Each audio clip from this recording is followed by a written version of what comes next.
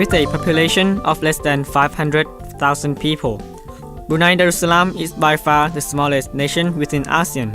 Yet, despite its small size, it is estimated to be the world's fifth richest nation because of its natural gas and petroleum resources.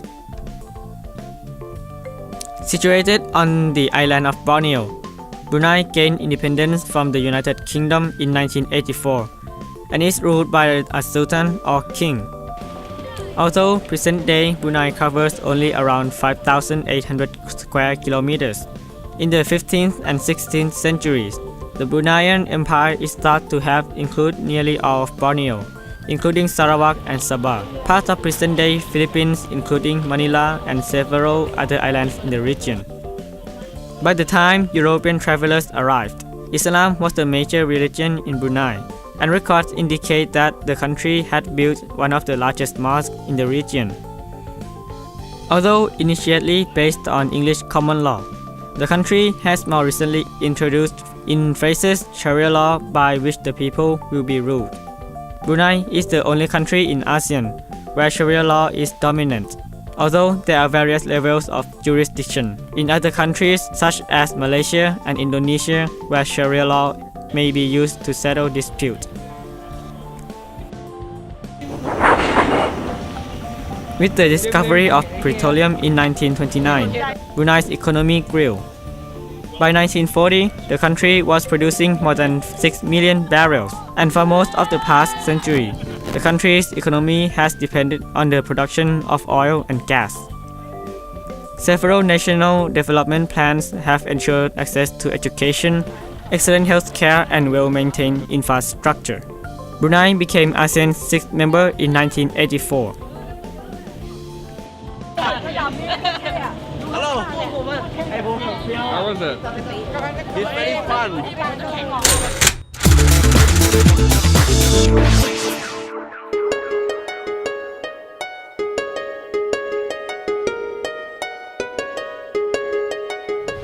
So we're going to AYPVC, which stands for, I think it's ASEAN Young Professional Volunteer Committee something. Yeah, and now we are going to interview them. I'm reading through the information about them and reviewing the questions. One of our very first stops in Brunei was the AYPVC, or ASEAN Young Professionals Volunteer Corps. The project, initiated by Brunei's Ministry of Culture, Youth and Sports, aimed to bring together young professionals from around ASEAN to perform volunteer work in areas of their expertise in various locations throughout ASEAN. We spoke with some of the directors of the program, as well as some of the volunteers who had participated in some of the earlier projects organized by the organization. What is the AYPVC and what is the purpose of this organization? AYPVC, it stands for ASEAN Young Professional Volunteer Corps. So it was started last year as part of an initiative by the ASEAN leaders. They wanted to get more young people involved in community outreach and projects, to help our fellow community, because we're all ASEAN nation, right? So we all should look out for each other. So we tackle issues not excluding health, education, environment. We also look out for communities that need help, such as the ones that have special need, the ones who are poor, and the ones who don't have employment. So the second objective is to strengthen our existing network and ties between the ASEAN nations. Can you talk a little about the three projects that your organization has initiated, like the Cambodia, Indonesia, and the Philippines, and why have you chosen these three countries and which need do you hope to address? So I will speak on behalf of being a participant. As I cannot say much about why the organizers chose these three countries in particular to kickstart. We tackled different issues for these three countries. Like in Cambodia, their main area of interest was health, education, and agriculture. In Indonesia, it was disaster management as well as special needs. So this was to do with children with autism, Down syndrome. And in the Philippines, it was to do with environmental issues as well as wash, sanitation, and hygiene. I would like to know about the criteria or requirement on choosing the location on where what the AYPVC will call? I think the most important part here is identifying your network. You need to have somebody local to work with because they will help you handle everything you need to do, like the groundwork and all the communication stuff. And then we also have to take into account the duration. How long do you want your participants to stay in that country? You have to think about your objectives of going there. There are many problems when you go to area A and area B, and you need to narrow it down. Ideally, we're trying to strive for long-term objectives, and that's why you need to network well with the locals there, so that when you leave the project site, there is someone to hand over the work to, and you can ensure that there is some kind of follow-up or continuation at least. Why do you think that volunteering is important for building a community? Okay, I think volunteering is important in a community regardless of your age. You are never too young to be exposed to volunteering.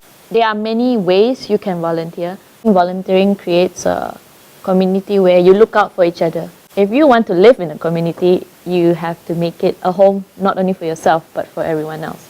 We have the ASEAN population is made up of mainly youth. So this is something where we can start, and we are at the age of social media. It's easier to spread awareness at this day and age. Do you think that it would be possible to expand the AYPVC and make it open to young people all across the ASEAN? Yes, I think it's very possible.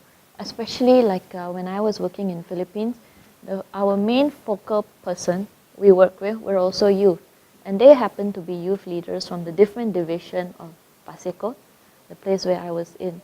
So all these youth leaders come in and discuss with us. So our main point was not to get the mass quantity, but to get their leaders. Once we train the leaders, we give them the materials they need, and then follow up from them. We hope that they can multiply our effort. How can non-Bruneians support or participate in AYPVC? AYPVC is open to all 10 ASEAN countries. So usually application will be open and available online. We have an online website. And I think from there, we hope that our alumni also help spread the word to their existing network. Because our alumni come from people who are students, university students, high school, even working with NGOs. We hope that they would help spread the word. And of course, everyone is open. Feel free to.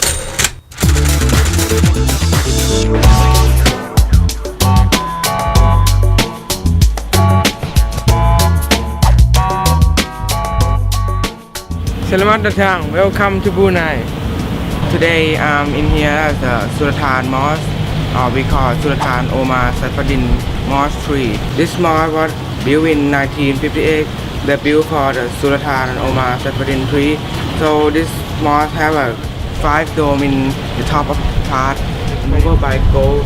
And so when you come to Brunei, you have to meet here. See you. As Tiu mentioned, the Sultan Omar Ali Saifuddin Mosque was built in 1953 and complete in 1958. The mosque is a major landmark and tourist destination in Brunei. Considered one of the most beautiful mosques in Asia, this place of worship for the local Muslim community was constructed for approximately $9 million. At 52 meters in height, the mosque can be seen from nearly everywhere in the capital and is situated in an artificial lagoon on the banks of the Brunei River. The main dome of the mosque is covered in pure gold, and visitors can get a panoramic view of the city from the top of the minaret.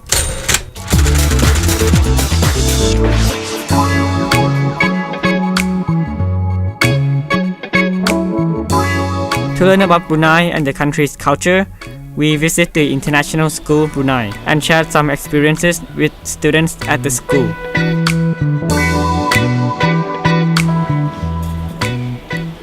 Our visit starts with a presentation about Brunei, its history, and about Islam, particularly the information about the 5 pillars of Islam and the description of some of the mosques, and of course, the Kaaba was very interesting.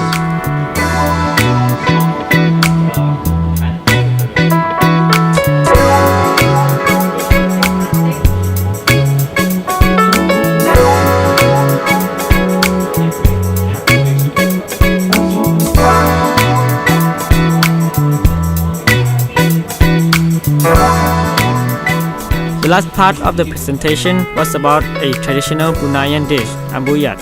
And after showing us how easy it is to make, it was our turn to try it ourselves.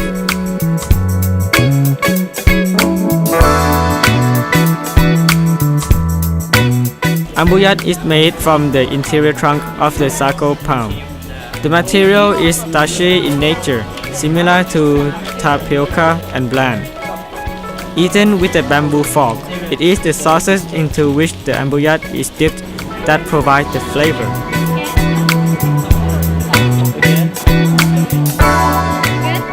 In the video, it didn't seem so difficult, simply adding water to flour. But getting the proportions right was more difficult than it looked. Luckily, there were some other food for us to taste and taste, from cookies and cake to sweet wrapped in banana leaf.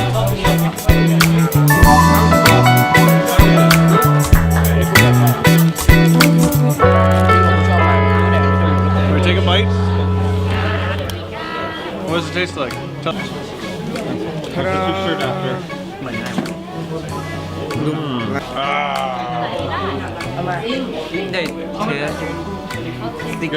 Sticky and sweet, yeah, it's good. I like it.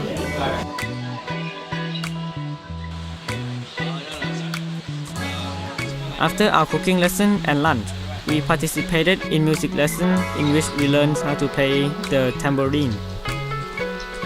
After quite a long lesson, we finally had to show our competence, first as a pair, then as an entire group. Of course, we are good musicians, so we did very well.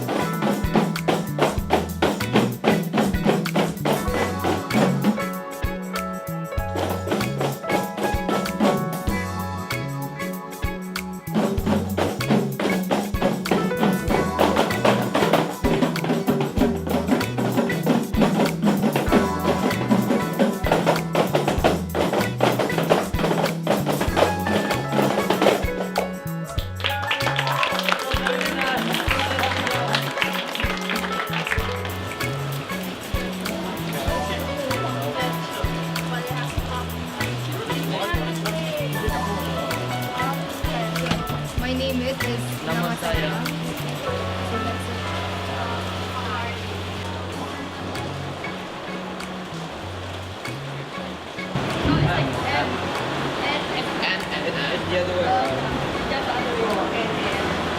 If you end the word with the word crab from your part of the it's more polite.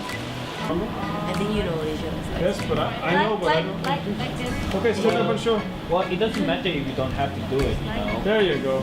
Like an action, like not the boxing, but it's an action.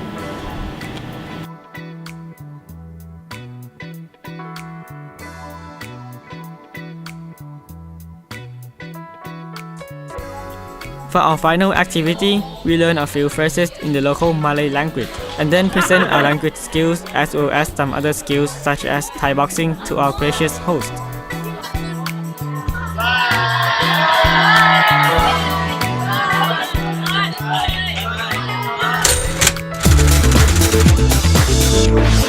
Can you tell us a little bit about Brunei history? Brunei is actually a small island. It was quite big actually. It consisted of Sabah and Sarawak. I think by the 15th to 16th to 17th century, most of the lands have been depleted. They sold it to foreigners. We remain a small pearl island as Brunei Darussalam. And our sultan is from Awang Alak Batatar, who then converted to Muslim and called himself Sultan Muhammad. And since then, we have a chronology of sultans from that on, from the 13th century until today. We have Sultan Haji Hassan al-Bolkiah, who is the 29th Sultan of Brunei Darussalam. What do you think are important aspects of Brunei culture? Everything is important. Since Brunei culture, we still follow our religion, so our culture does depend on our religion. What do non-Muslims need to know about Brunei? Brunei is safe, that's for sure. We may not be as modern in Malaysia, Singapore, or Indonesia, but to me, Brunei is one of the safest countries. We maintain what we have been doing for the last few hundred years.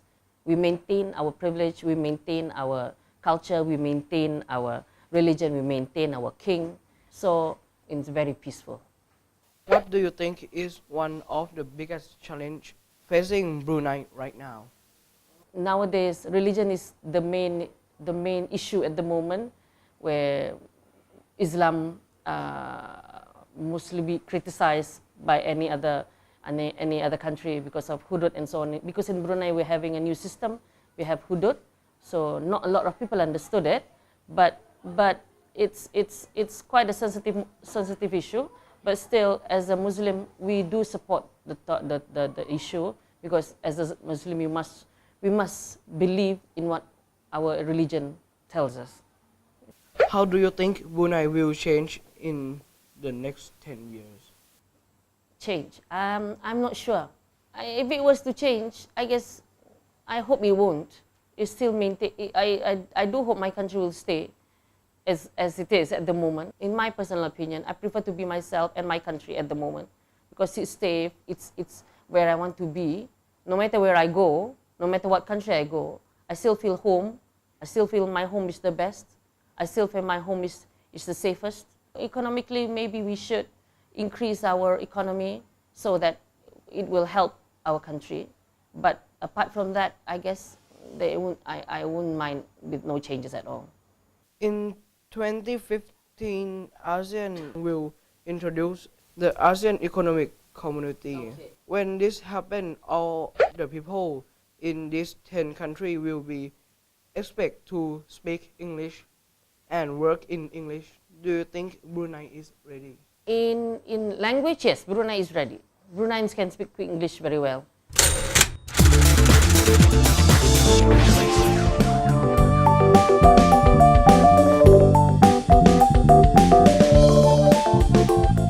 This week I like when we take a boat to see the monkey and the crocodile, and it's a very long distance and it's pretty scary because sometimes when the driver like stop, I thought the oil is off already, like no more oil, and the engine almost broke every time like he stopped.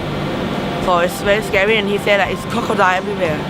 Yesterday I went to ride a bird, fly a bird to the jungle to find the monkeys that had a really big nose like this. So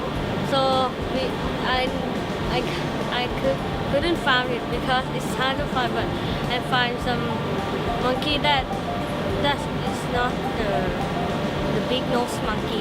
I'm bouillabaisse because it's very delicious. I like the mosque that behind me. In Brunei, I really like the traffic is there's very small amount of cars and we can travel to anywhere. I think that the interview is going good and they are really kind to answer as many questions as possible. I may volunteer here because it's a good project and it brings youth professional all over ASEAN together, so it can be both ways. We can make friends with this project and we can also help the community. Good project for ASEAN.